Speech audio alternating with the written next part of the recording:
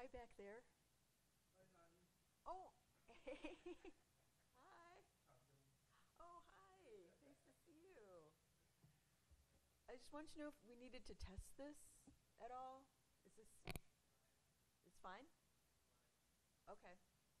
I mean, I just wanted to know if the volume was okay. Sounds like it, right? Okay.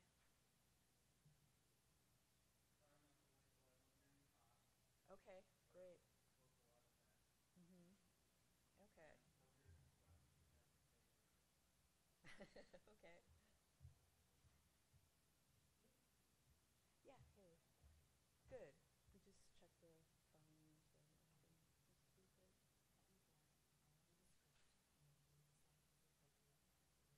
good.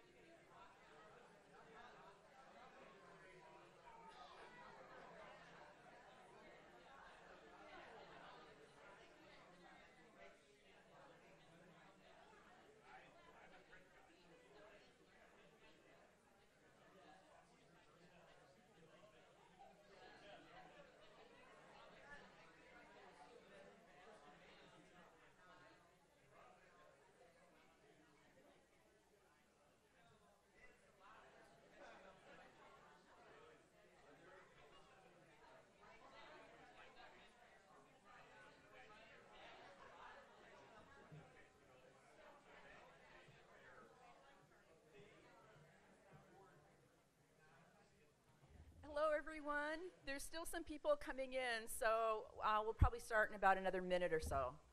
So if you can, take your seats.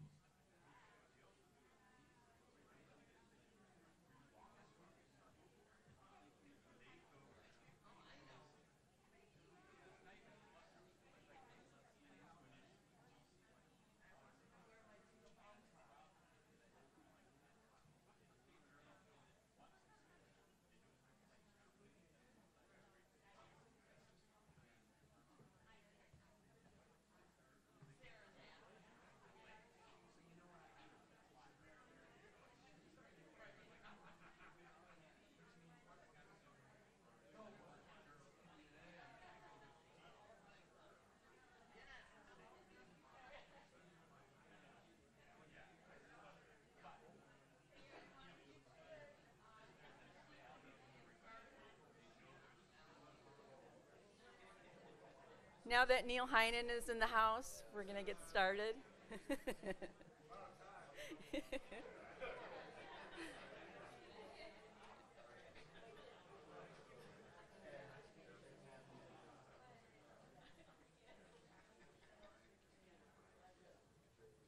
Okay, so good evening, everyone. Welcome to the 2018 M-List Awards program. I'm Karen Lincoln Michelle. I'm publisher and editor of Madison Magazine. We're here tonight to honor artists and innovators. So thanks to everyone for being here to celebrate our honorees and their contributions to our local arts scene. This is our 6th event, and I'm thrilled to be co-hosting with Neil Heinen. Neil is editorial director of Madison Magazine and WISC TV. He's also the host of the weekly show For the Record that airs Sundays at 10:30 on WISC. So Neil will moderate this upcoming panel, which is the highlight of our program. This is actually the 4th year in a row that we're here at the Madison Museum of Contemporary Art. And so I'd like to thank our friends, and Erica is here from Imoca. Thanks so much for being our host once again.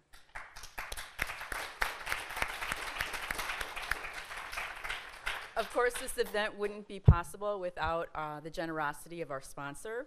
So I want to mention the Greater Madison Chamber of Commerce. So I think Zach may be here later, but just wanted to mention that Zach and the Chamber have been a great supporter of not only Madison Magazine, but of the M-List since its beginning. So this is a great crowd and a great turnout. And I see a lot of familiar faces, not only from our M-listers, but also from Morgan Murphy Media. And Tom Keeler, if you could stand, want to recognize Tom for his leadership and for all that he does for the magazine. Tom is a general manager and vice president of Morgan Murphy Media. Also, if there are, I know there are a few Madison Magazine staffers in the audience. Each staffer does a lot to put together the magazine each month. So I would like for the staffers to stand and be recognized. So that's great. Thanks so much. And they're just a great bunch of people to work with. Also just wanted to give a quick thank you to Rachel Tadji for organizing this event. Rachel is the Community Relations and Events Director for Morgan Murphy Media, and she does all our events and does a really outstanding job. So, and she is behind the scenes, but I did want to mention Rachel, so thanks. And one programming note is that this event is being live streamed on channel3000.com. And so thanks to Jim Abraham for being here, and thanks to our viewers out there for watching. This is our sixth year presenting the M-List. And each year, the M-List category changes. And among the key factors that we consider when we think of a topic is what kind of impact that sector is making on Madison. And this year, of course, our focus is on innovation in the arts. Our November issue details dozens of projects and individuals that are represented by the M-List. And in addition, we named 13 accomplished individuals, and we call them Arts Legacy Designees. These are longtime leaders in the arts scene in Madison. So we're honoring all of them, all of you here tonight. I'd like to mention something about one of our honorees that really shows the impact of the M-List. Last Friday, I was at an event by Dane Arts, and so I saw one of our M-List award winners there, and he talked about what it meant to be named to the M-List.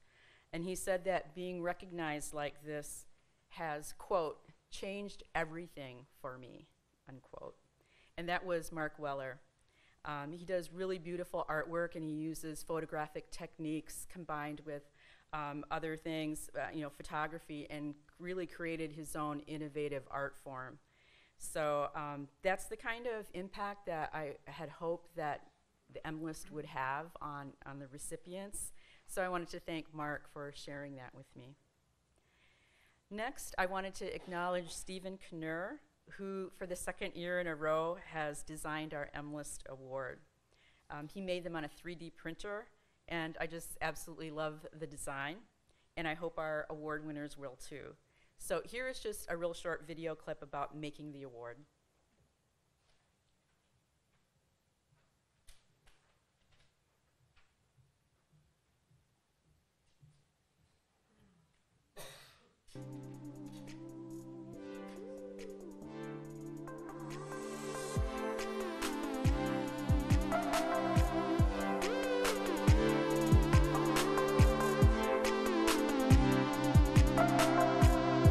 It's like, multivariate calculus. Like, you're moving like a bunch of, you try to only move one at a time.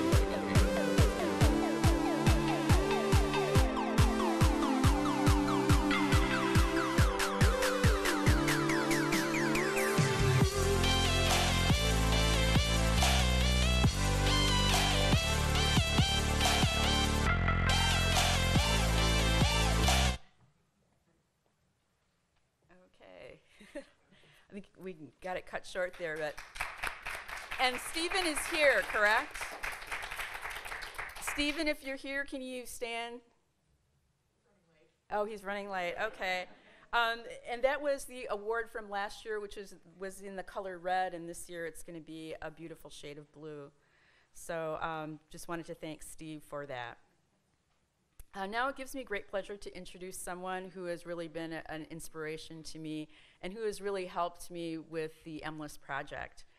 And of course, I'm speaking of Brendan Nardi, who is now the communications director for the Madison Community Foundation. And Brendan is going to talk a little bit about the award and its genesis. So please welcome Brendan Nardi.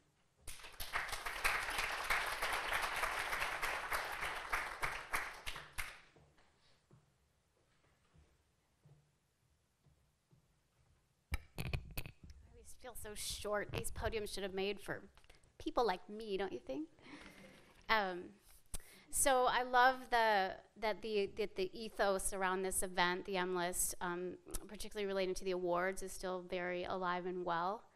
The first M-List award was made of reclaimed cherry wood at Sector 67, Madison's great makerspace, hackerspace. The second year, the award was a cast iron skillet, truly, that can be used to, actually one M-Lister went home that very evening and made cornbread and tweeted out a picture of it. So I love, and I'm deeply moved that the idea that these M-List awards are about innovators, but that we're showcasing innovation in such great ways through Madison Magazine and what it does to celebrate these folks. So I'm actually not going to go too far into the origins of the M list because my friend and colleague Neil Heinen did such a beautiful job introducing it in this month's Madison Magazine. So if you want to know the origins, read his intro. It really encapsulates why I decided to launch the M list with, of course, massive support from the folks at Madison Magazine. I want to just say that in the past few days, I've been drawn to listening and understanding the ways that different faiths cope with the human condition, and this has so much to do with the arts, what we're celebrating tonight. Is Megan here? Megan Monday? I'm here, Jet. Okay, yeah, Jet's here. One of the other Love Wisconsin co-founder, Jet Waller. Love Wisconsin has been doing this amazing work, excerpting powerful stories of, in this case, recently I just saw today on Facebook, a member of the Sikh community whose father was killed in the Oak Creek tragedy, and a skinhead and the relationship that they developed. It's been so moving, and it just shares with you the power of art in healing the human condition. I went to a pagan blessing last night. Who knew Halloween is the new witch's eve? And so I see a head nodding out there. It's just been really inspirational to see the power of art and the experience of how people use art and mythology and all different sorts of ways that intersect with spirituality and religion to really understand and cope with things that are happening right now. So I think that you all being here tonight and being celebrated tonight is actually very powerful and very important, and the work that you do is really affecting this moment that we're in, which is a very difficult moment. So, as I said, I'm not going to go into how the origins of the M list because they're beautifully orchestrated in the introduction to the magazine article.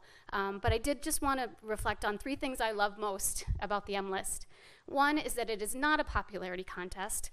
It is a list of innovators taking action and achieving results. Disruptors, not always popular at the start of a revolution. The M list is a mirror. Number two, the M list is a mirror on a window into and a snapshot of the cultural zeitgeist of our city. It is so uniquely Madison, and this year's list is no exception. As always, I have to thank Zach Brandon, who I hope will be with us tonight, who believed in the idea when I came to him with it 5+ years ago. I couldn't have put the first list of tech and startup entrepreneurs together without his deep knowledge of this exciting new sector. For a Chamber of Commerce president to recognize the whole Madison as equal to the sum of its quirky, very quirky parts is, I believe, why Madison is such a special place to live, work, and play. So congratulations tonight, and I look forward to hearing from some of the great innovators of our community.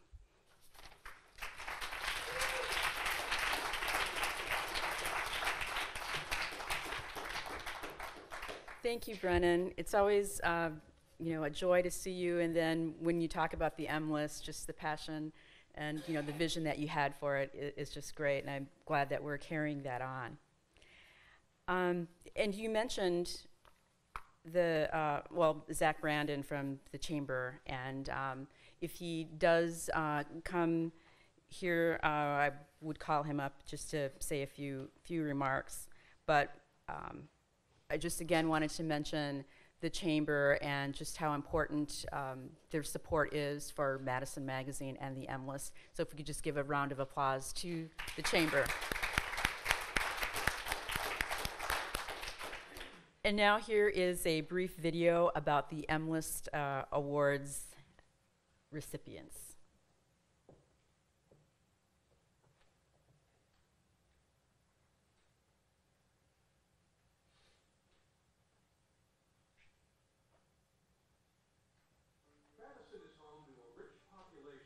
Innovators and creators, doers and dreamers. They are thinkers and makers, driven by curiosity and inspired by beauty. They are entrepreneurs, educators, growers and healers. And they are artists and performers, writers and players. And together, they comprise the M list. This is our 6th year of compiling this list of people you should know, chosen by the editors of Madison Magazine. As always, we enlist some of our friends to offer suggestions. This year, that included Dane County Director of Cultural Affairs, Dane Arts, Mark Frere, Madison Arts Program Director Karen Wolf, Madison Children's Museum Director of Exhibits and artist in her own right, Brenda Baker, UW-Madison Senior University Relations Specialist and former Madison Magazine Arts and Managing Editor Katie Vaughn, and Madison Community Foundation Communications Director and former Madison Magazine Editor Brendan Nardi. We appreciate the Greater Madison Chamber of Commerce's partnership and support as well. The M-List 2018 recognizes innovators in the arts, a welcome addition to those who are making Madison one of the most innovative and creative cities in America.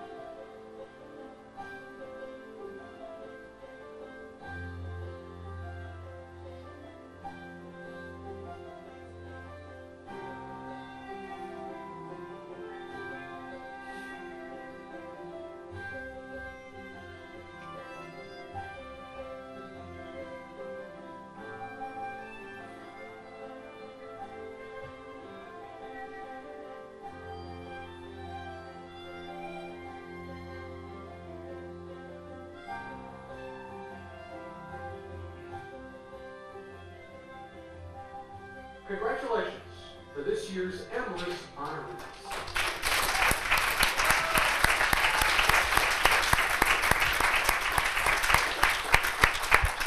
What an awesome list of people.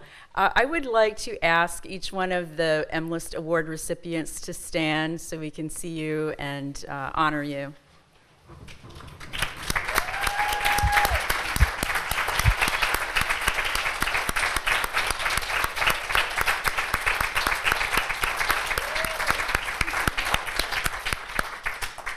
Thank you so much, and congratulations again. I would also like to talk a little bit about another distinguished list. When we were talking about all of the possible people that we would add to the list, we also talked about the people who have really made, they're like trailblazers in the community and the arts scene. And so we wanted a way to recognize their contributions. So we chose 13 outstanding individuals to be named Arts Legacy Designees. And you see their names there on the screen. And we're so glad to have so many of them here tonight. So you can see that distinguished list. So I would like to ask all of our Arts Legacy Designees to stand also and be recognized.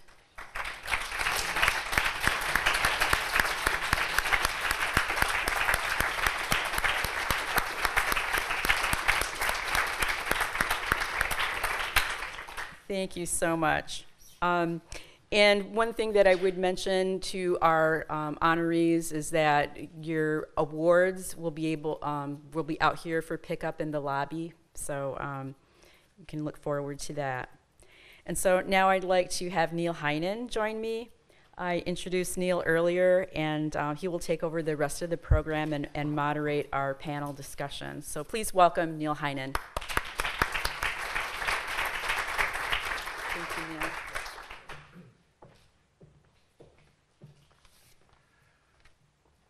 Neil. I really love this M list. Brennan said she wasn't going to go into a lot of the background for it, but I just want to emphasize that, you know, for many, many years, city regional magazines would do these top lists, and after a while, it felt a little forced and a little contrived. And it was Brennan's idea to start recognizing really special people in our community along the lines of innovation. It was also her another brilliant move on Brennan's part to suggest that she and I didn't know everybody. And we thought we did, but she reminded us that we don't, and that we might be smart to enlist other smart people to help us identify people doing special work in the community. So each year, we've asked a group of people to join us in curating what becomes the M list. And this year, we quickly identified 5 people that we wanted and asked them, and to their credit, and this happens pretty frequently in this town, they instantly said yes, and were just tremendously helpful in helping us meet people that we hadn't met before, and see work in our community that maybe we hadn't seen before. And it was a really enjoyable experience, and I'm very grateful to them. And we thought it might be really a nice idea to have them talk a little bit about innovation in the arts from their perspective. And so I'm going to ask them to come up to the stage. I forgot that I had introduced them in the video, so I'm not going to introduce them all again. But if Brenda and Karen and Katie and Mark would please join me on the stage, we're going to talk a little bit about the arts in our community and in Dane County, and I will engage you all in that conversation as well. I'll sit on the end, Mark, and then we can start there. For some reason, this seems like the clunkier mic, so I'll take that. So I think you each will need to grab a microphone there.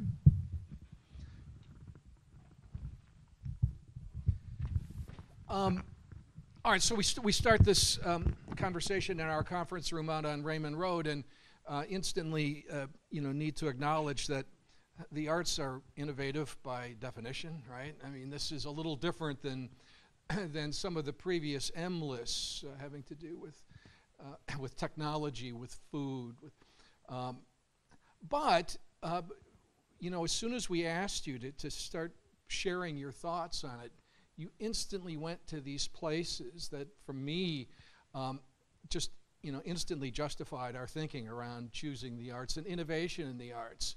So, I would just like you to share with the audience some of the things that you were thinking about when we had this initial conversation, and your perspective from your own unique places in this arts world, about what makes Dane County, what makes our community, our arts community, so remarkable and so innovative. And I'll start with you, Mark. Thank you. You bet. That's why you're sitting next to me. That's why I was going to that seat, thinking you were sitting over there. It's the people, the very artists that were selected. And it's just a small margin of the number of great creative types that are in this community. And I had a conversation with In Business Magazine yesterday about why aren't more businesses really looking into the creative economy and the work that we do. It's really apparent with all you guys out there. I mean, I've met hundreds of really brilliant artists in Dane County. Now, I mean, you've been doing this for a long time, and you've seen. Is that where the legacy part comes in? Yeah, that's kind of part of it, Mark. We didn't want to get right to age. We're talking about experience but in even relation to other communities that you've been in, what's in the water here? Well, it's the parks, the lakes, and cultural arts. That's why people are moving here. I always say that the young people are not moving to East Washington and the Lyric and the Constellation Building to be near their lawyers or financial advisors. They're there to be the cultural hub of what's happening. Yeah. King Street, Dane Dances, the Union, State Street. I mean, there's so much. The Lyric, Reese Stevens. There's so much creative activity. The festivals. That's why people are moving here, and I think it's a real strong indicator of why we should be advocating for more creative arts activities, more public art, because it is the answer to the racial inequalities, and it is the answer to the achievement gap. Yeah. More art. Brenda,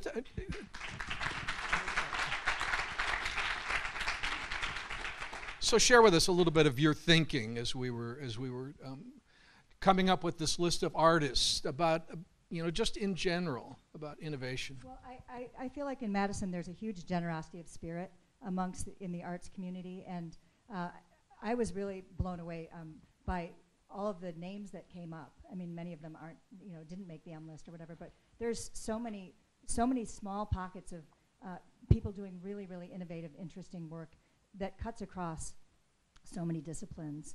And and really, in terms of a lot of the work that's happening is really work that's trying to solve, in many ways, social problems, using the arts as a way to address, as you're saying, some social inequities that we have. And I felt like that was really, really an interesting take that we all had as a group on looking at these artists and seeing some of the trends that were happening in our community. And I think that was something that was really, really exciting for all of us to see how people are using the arts to address social issues in many ways. I'm glad you brought that up. Karen, you were probably struck by this as well, but right in that initial conversation, we instantly went to that this is a community that is very supportive of each other, that celebrates itself, and it gave us a confidence that that we could select people who were illustrative of innovation of the arts, and that other artists would feel comfortable joining in that celebration. It's not that somebody felt left out. But that has probably taken some time to nurture. And from your position, how have you viewed the evolution of this arts sector? Well, is this working? Okay, because the light. I don't know about the evolution. I came here in '86, and I came here because it was a welcoming, diverse environment. And of course, it continues to grow, and that continues to be true. But I think that's what is drawing people here. We were talking earlier about what makes Madison different than other cities. And I said, I think it's the creativity per capita. I've been many places where everybody I meet here has some side gig in a creative expression. And it's just a very rich environment.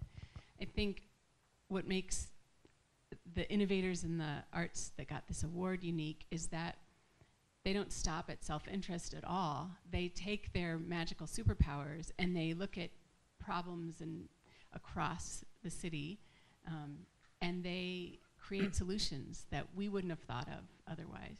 And there are many, as we've all mentioned, people that are doing that didn't make this list.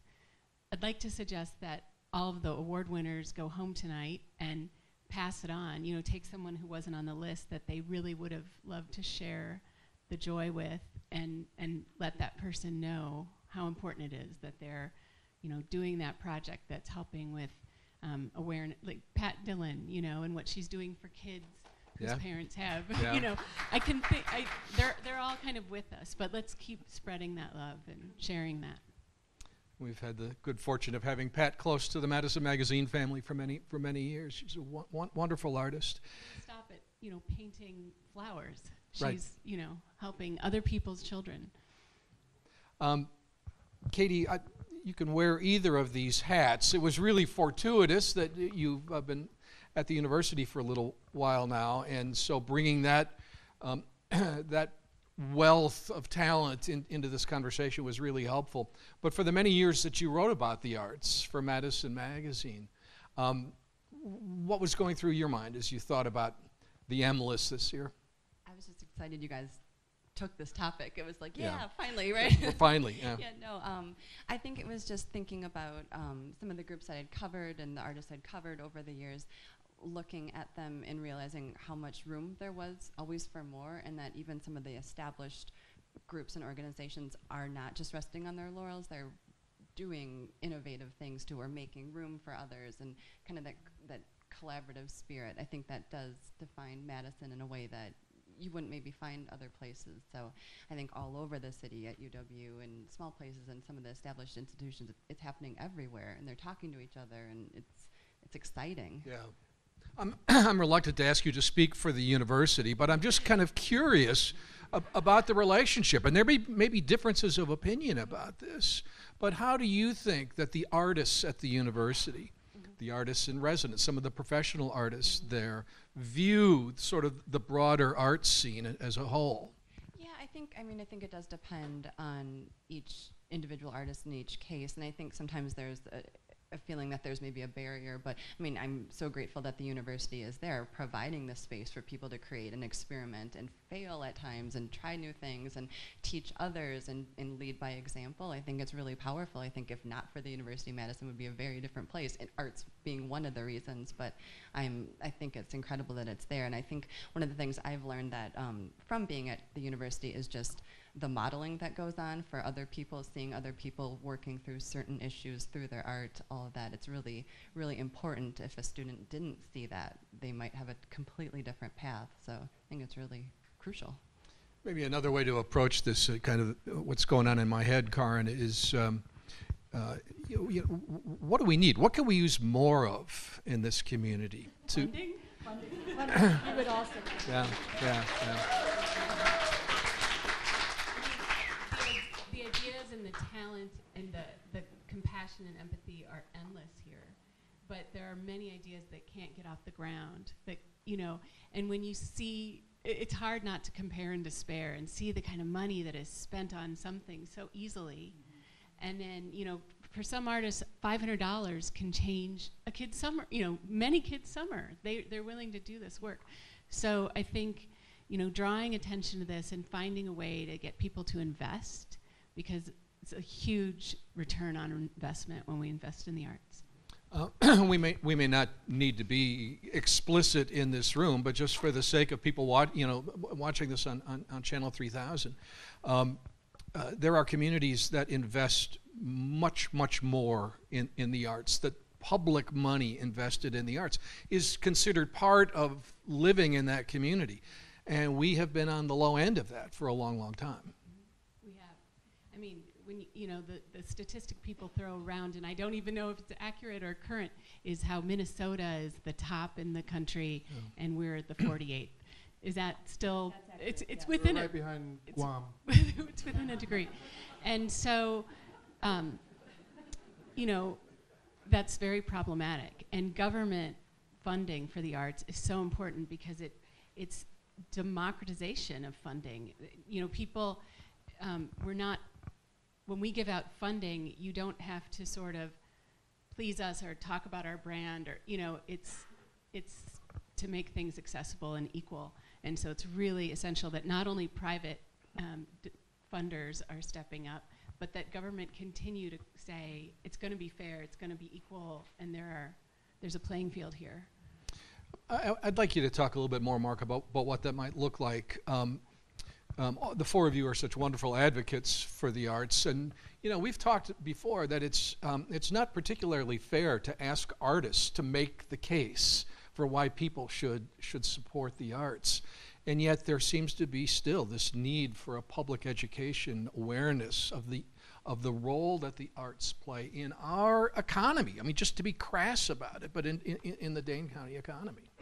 It's certainly tough because if you're an artist and you're trying to advocate for your work as an artist, you're taken away from doing your work as an artist. So it's critical that, one, artists run for boards, artists serve on committees, artists try to join commissions, artists run for public office. I'm half tempted to run for mayor just to publicize the importance of the creative economy. I wouldn't win, but I just want to make that a chicken for every family and a creative economy for everybody in Madison and Dane County. The field is not set, Mark. There's room here. The field is not set. Mark, I'll be your campaign manager. With the money that you raised, John. I want So we need to be doing. We really need to be more advocates within our own field. Yeah. We can't. I always say we can't go to a cultural community and learn the language of the community by having them come to us. We've got to go out there and be in that community. We really have to. That's why I keep emphasizing the importance of business in our work, the art of business and the business of the arts, because it's really the businesses here locally that are doing really well, that are very wealthy in this community. This is a very wealthy community, Dane County. the largest growing community in the county, in the state. You know, we've had a 17% growth since like 2012. It's a huge economy here. But we've got to be better advocates on how do we talk to business, how do we approach businesses, how do we make them understand that we're here to help you promote your business, but at the same time, you need to be working with us. And I think we just have to do a better job ourselves at advocating for ourselves. So, Brenda, I mean, if we can agree that more resources is a little bit like beating our heads against the wall, you know, what else? What else would be helpful in supporting the arts sector in Dane County? Well, to me, it feels again. I would say that the funding is really the critical piece, Right. Because without the funding, we can't have more programs expanded from Dane Arts and Madison Arts Commission that could do more in terms of bringing our community together and providing more resources so that artists can succeed. So I do really feel that the funding piece is the critical missing element in our community. I feel like we have a community that has so much, as Karen said, we're unlimited in the resources and the creativity that we have here.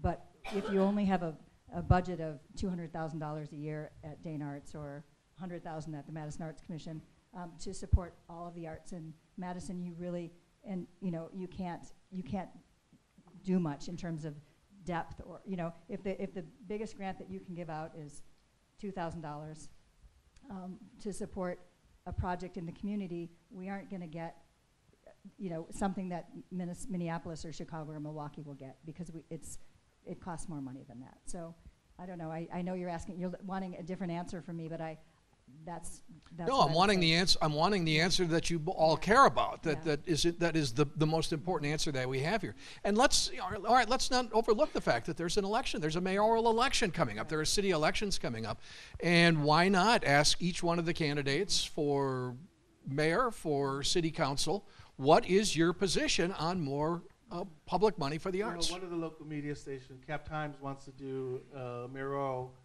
primary event, I think, at the Barrymore. And I was in conversation with Artists in the Literature Laboratory as Joe Lynn, who was going to meet with them. Mm-hmm. And I said, why? They were going to do, Artists in the Literature Laboratory wants to do an event related to the primary on the arts. And then Cap Times was going to do one the week later based on all the elements of the primaries for the election. I suggested to Joe Lynn, you should really tell the Cap Times, why not just combine and have it just on the creative economy? Because we already know we need to do housing and public education and this and poverty and all these other issues. But let's talk about the creative economy, because it's the creative economy that's making things happen. The data's there. $250 million goes back into Dane County through arts and culture. $10 million goes back into the county coffers through government costs related to taxes and other issues related to those ticketed events. You know, and half these ticketed art events aren't even the recipients of those extra dollars that are being trickled into the economy, because it's going into other arenas. But the arts are in every arena: health, education, manufacturing, technology, you know, social services. It's just mind-boggling to me that we're not focusing on that as the creative economy and really emphasizing the importance of that. Karen, I could argue that we see evidence of this in this M list, but we are living in times right now where perhaps the arts is making a more important contribution to our collective civic psyche than ever before, and that we need it more than ever before. Do you see evidence of that in these rather turbulent times? Oh yeah, I mean, Louise Bourgeois said the arts are a guarantee of sanity, but with a French accent, so it was better. And I think people are, I mean, Brennan got choked up introducing, these are very intense times. And we can use the arts to tell the story that can only be told symbolically. Are there words for what happened on Saturday and what that means, you know, a 97-year-old Holocaust survivor? You know, I can't think of another way to deal with that than song and art and, you know, getting together.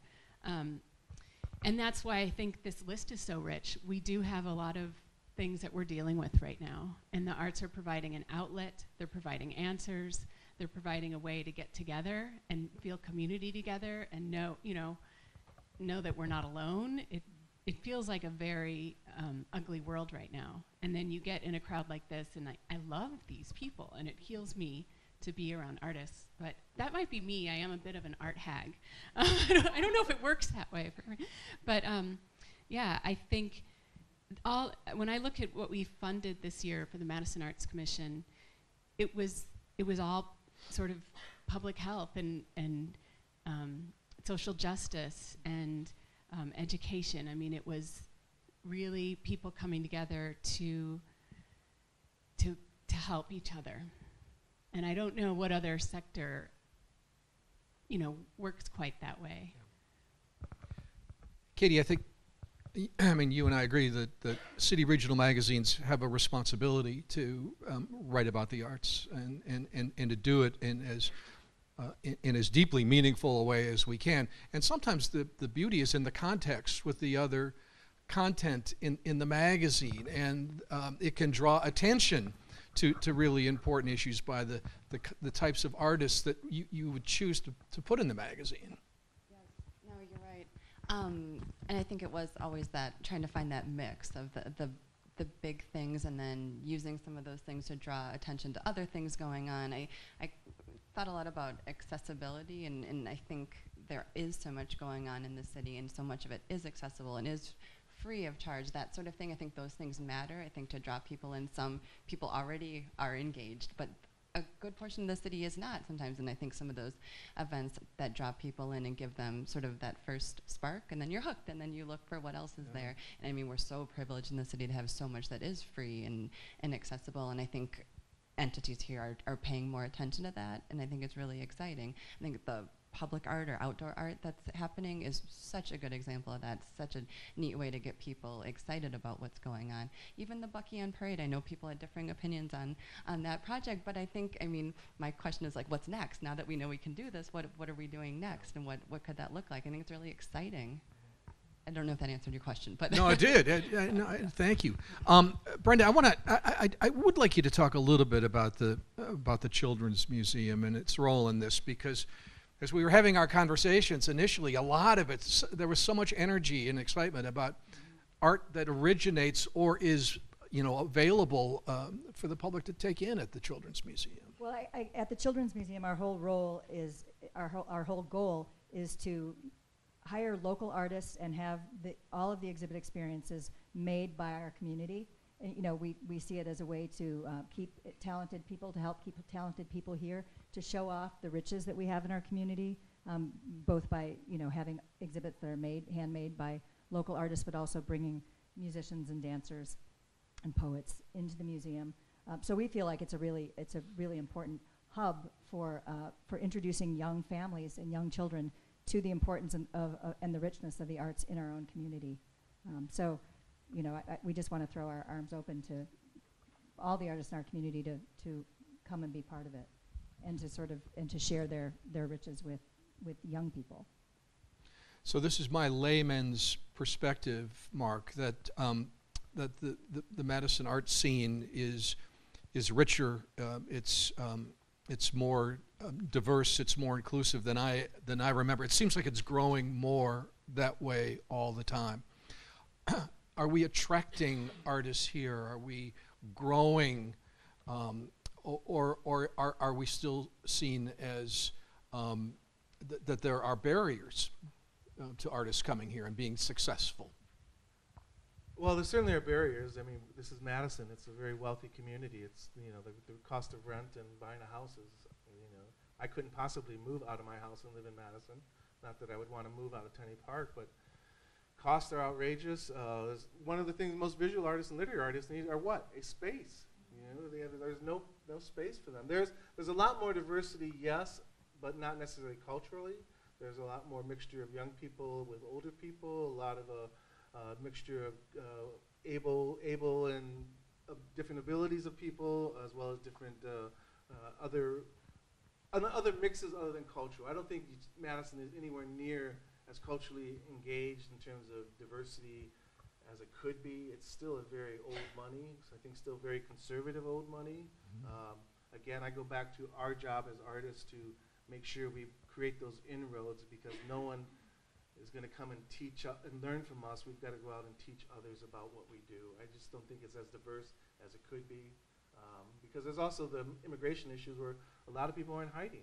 There are a lot of scared people out there based on what's going on. I'd like to think it was more diverse, but I've been here 21 years, and it's still a long way to go. I'm not suggesting you have a big role in this, Karen, but I would like your perspective. I mean, the city is clearly marketing itself. It's trying to attract and retain more young entrepreneurs, and I think those are the folks that we're going to have support the arts in order for it to be the kind of place that we all want it to be. Is that becoming more more a part of the city's strategy to include the arts in that sell job? Well, yeah, I hope so. You're right. The demographics are shifting, and it's becoming a much younger place. And the research is there about what attracts them. Mark was talking about East Washington corridor. Walkability, cultural access to culture, and being a welcoming community. So there's a demand that Madison step up its game with diversity and being inclusive and having equitable access to all art forms. There's a task force right now looking at equity in music and entertainment, because Madison has had this kind of historic tension with hip hop, which is the #1 art form in musical entertainment. So we have to get through some of our issues, if you will. But yes, there's a demand for that. And if we're going to attract the talent and be the city we can be, we need to definitely prioritize the cultural arts and make sure they're sustainable. And as neighborhoods gentrify and space is already an issue, you almost lost your studio. You will be losing your studio on the Near East Side. So we as a city, as a government, need to figure out how we can stabilize our arts ecology also, or we'll go the way of San Francisco and New Orleans and other markets where it's unaffordable for artists to live there, and then the cities, they lose their joie de vivre. Who wants to be there? So yeah, they are planning for that. I think Imagine Madison was an incredible effort. I mean, I would look at how quickly things are changing, and affordable housing. It's all part of this happy city that we need to be. Questions, comments? I mean, you don't have, this doesn't have to be a question for any one of the panels. If you've got something you would like to add to this conversation, this conversation is really about you. Yes. Mark, what you said, or all of you. If you have trouble hearing, let us know. But if you can hear okay, then we'll just. About government money, and I'll be the last one to say that's not a good idea. More the merrier in that department. But I think that's only half the equation. Maybe not even half. We have very rich corporations in this community. We have numerous middle and small organizations and companies. I get frustrated as an artist when I go in and say, let's get some local art on your walls. Let's show your customer base what Madison looks like. And it's a tough sell. It is a tough sell. And when you say, I've got a beautiful piece of work here that I poured my heart and soul into, and it costs $1,800, and their first response is, hey, would you do it for $5? No, because that's under my cost. I don't eat. So I give you great exposure. Yeah. The result is you die from exposure. Yeah, you can die from exposure. So I think there's another piece of the pie that I would like to see get revved up, and that corporations who are doing well in this community, and certainly who have stepped up and oftentimes, but could step up a little more, particularly for the smaller artists who really are dependent upon making that next sale. That's what I think that's the dilemma. Individual artists, as I said earlier, can't do management and handle the work of creating art. An arts organization, at the Dane Arts, you're generally not going to get funded the amount you request when you apply for a grant as an arts organization. in most funding bases, you rarely get the full amount.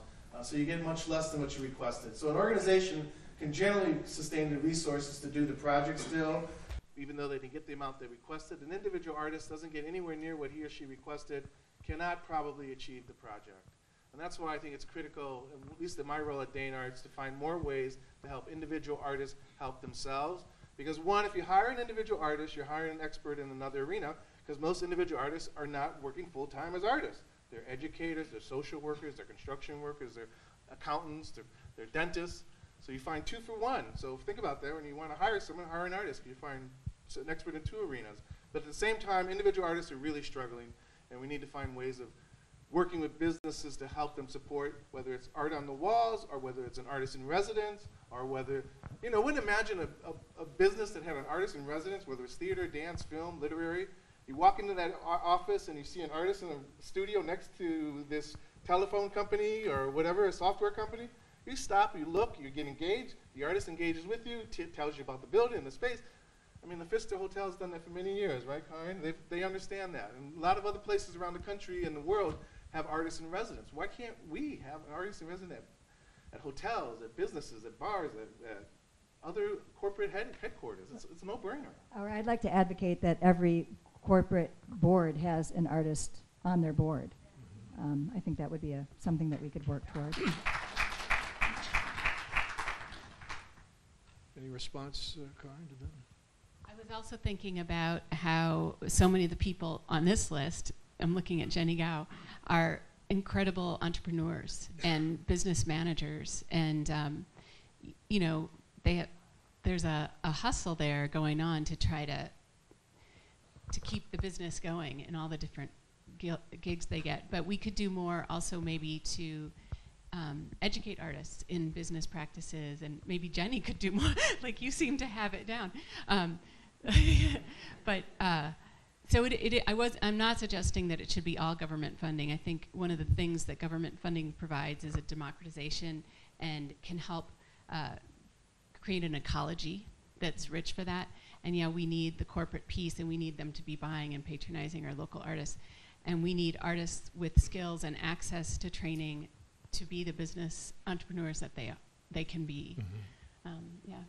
I don't I don't want to turn this into an editorial staff meeting, but to the magazine team here, maybe best places to work should include art, you know, and that to be a best place to work, there needs to be a certain commitment to art, and that those are stories. I don't know if we've done stories, Katie, about businesses that have local art, maybe because there aren't enough that do it. But that might be something we want to do. James, I'm sorry. Yeah, so I think a lot of us go to a lot of events in our community, and there's, I'm not sure what city it is, but there's a city somewhere in the United States that they've built into the culture that they have live music at every event. And so if you think about an event that puts $1,000 or $1,500, whatever the price is for, and you build that into the project, that's a way. There is a way to do it through the government, but having businesses buy art, single pieces, not just corporations, but like, what if you walked into Metcalf's and there was, somebody playing music, every single Saturday, and how though we've got the idea, right? Because you can lots of little people making little investments will help a lot, but who's going to lead the charge? Because in my feeling, we don't have a centralized Chamber of Commerce or arts leader. We have the Overture, but I can't go to the Overture website and go, I'm looking for a band or a musical, or I'm looking, like, where's the resource? Who's going to step up and say, how, besides putting something up on Facebook or talking to Karen or Brennan, like, where do you find where the people are? Because I'm disconnected from it. You can call the museum, but there's no, the Community Foundation has a great list now of all the nonprofits, and it's goes through GuideStar. You can go there, and so where's the resource so that if I wanted to find an artist, it's just me calling Karen or. I can tell you that if Karen and Mark had more funds, they could probably set something like that up. But would it be smart follow-up? The problem is like, hey, maybe I just don't give out funds for 1 year, and I put the money into the resource, knowing that then the next year after that, you're helping 1,000 artists. One of the challenges of that, and we've been talking about it for years and years, and there's been different attempts. Portal, Wisconsin, I don't know if you remember that. Yeah. And it ran out of funding, and it could be sexier. But also it needs staff to continually, because things change, new things come on the scene. I worked last year with a group of undergraduates who were trying to develop an app that was basically stealing from RSPs and creating this ongoing resource. And they were close. It was hard. It's a hard thing, and I know Arts and Literature Lab is looking at it, and many different orgs have, but that is a resource that would be really invaluable here. And I want to salute you because we were on the board of the founding board of Open, and when you were leading that, every event we had a paid musician, and that was one of your principles. I don't know if they've continued that, but that was good leadership by example. Go ahead, and then Oscar. Yeah, so first, thanks for the shout out. I'm Jenny Gao, and I just want to say first that I am a full-time artist. I'm not juggling another job as the stereotype usually is. And when I say that I'm a full-time artist and a business owner, an LLC, I get treated like a unicorn. And if 90% of any other professional, 90% of lawyers, 90% of accountants couldn't make a full-time living at what they were doing, there would be riots in the street. And we don't see that same level of urgency in the arts. And so the question that I have, because you bring up, hey, like there's no centralized database, or there's no agency, there's no way that I can find out who these artists are, is that what if there were some charge for business grants for artists? You have venture capitalists for startups. You have all these seed funds for different types of businesses. People get upset about the idea of arts being publicly funded with tax dollars. Fossil fuel industry, highly subsidized. There's no way that gas would be under $3 a gallon right now if it were not highly subsidized, right? Technology, highly subsidized. Transportation, highly subsidized. Agriculture, $100 per capita, subsidized by the government. We subsidize the arts 13 cents per capita. So, and then of that 13 cents that we spend here in Wisconsin, most of that is going to nonprofits, right? Or when you do fund an organization, you've got foundations that then give their money to nonprofits that then filter it down again to the artists. What if there were some way to issue business grants directly to artists? You want artists to be easier to find? Right now, how do you find a lawyer and a CPA? You go on Google, right? You look them up. But most of your artists don't have good enough SEO for you to be able to just Google, like, who are the artists in Madison? If you just do Madison artists, what are you going to find? You're going to find nothing. Exactly. But if you could give that seed funding directly to the artists, maybe you don't need this centralized database. Maybe you don't need these agencies. Yes, it would be great to have these things, but for those of us in this room, do we think that that's possible to issue business grants directly to artists? Is this something you think Madison can do? And part of that would be defining the artist as a small business person. Yes, as an independent absolutely. contractor, small business person.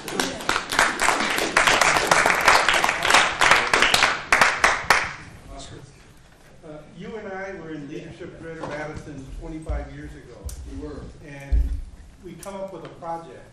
The project that we were involved with is how do we collect all the activities that are going on and come up with a little kind of ad that we put in the isthmus as a way that, as James mentioned, let people know.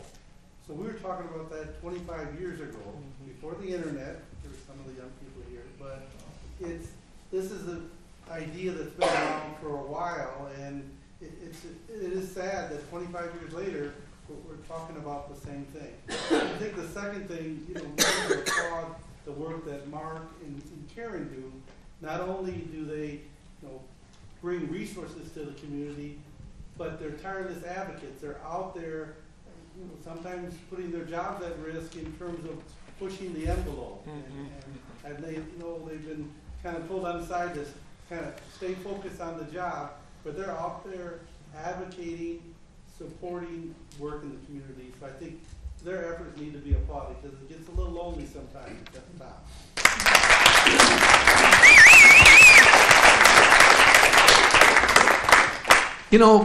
Karen, you want to direct us to the next part of the evening, because I feel like we've just begun this conversation, and it might be nice to continue the conversation. Isn't there a group hug? Right? That is a great idea. I've just been enjoying the conversation. I think it's one that needs to be had in this community. So I would like to say thank you to Neil and our distinguished panel for the discussion.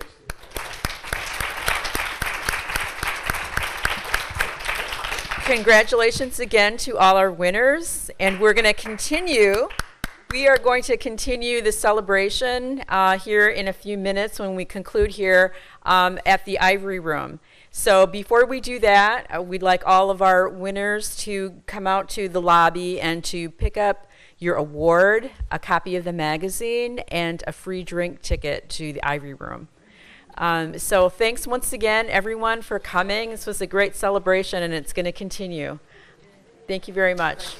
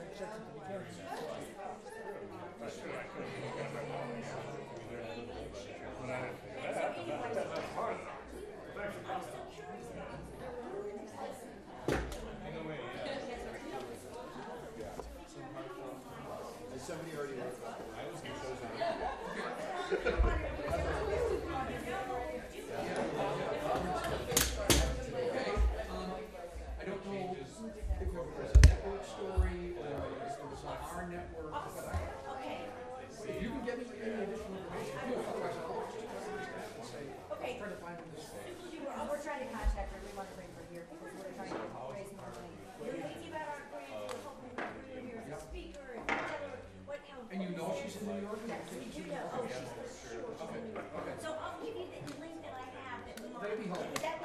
Yeah. That's what I Yeah. have. Okay. And I'll send it. And retail managers, Oh, of and we're course, still, for- and we're trying to get Nancy's question.